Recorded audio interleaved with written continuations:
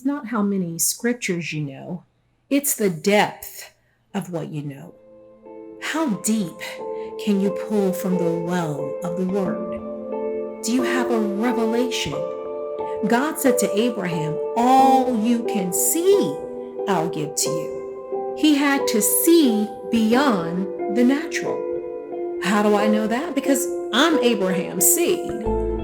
He saw me and I know I wasn't there. In the natural, that is, I wasn't there. He had some blunders, of course, along the way, but once he became fully persuaded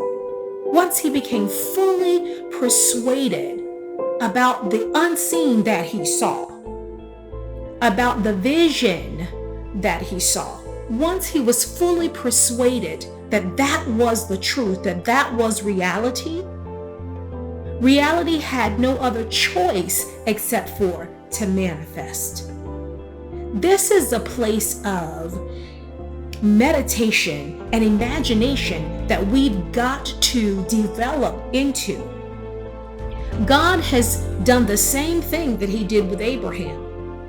He's done it through his word. He's taken his word, and his word has become life to us, and he gives us precious promises. Consider the word taking us by the hand as we begin to read and meditate upon the word. And we begin to see the word as Abraham saw the word. We begin to believe what we are seeing through the word of God. Remember, the word of God is living. It's an incorruptible seed. It's forever producing. So it's up to us to understand the word of God, to take that seed, have it planted, have it to grow and bloom and manifest first on the inside. That's our inside story. We've got to be on the front row of our own story. We've got to see it from the beginning to the end. We've got to embrace it and grasp it. And it has to become truth to us on the inside first.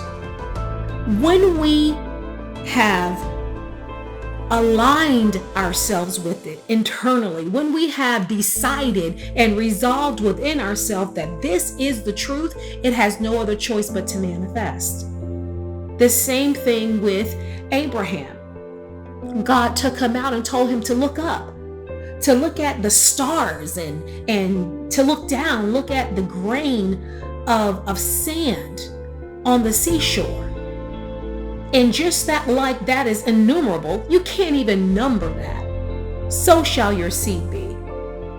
So he took something natural to give us an example of what it would be, but Abraham had to agree with it and he had to see it on the inside. Thus, I am here today.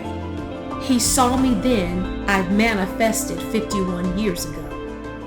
And this is what we've got to grab a hold to when it comes to taking God at his word, when it comes to meditating upon his word, when he says that he's going to give us more than we can ask, think, or imagine.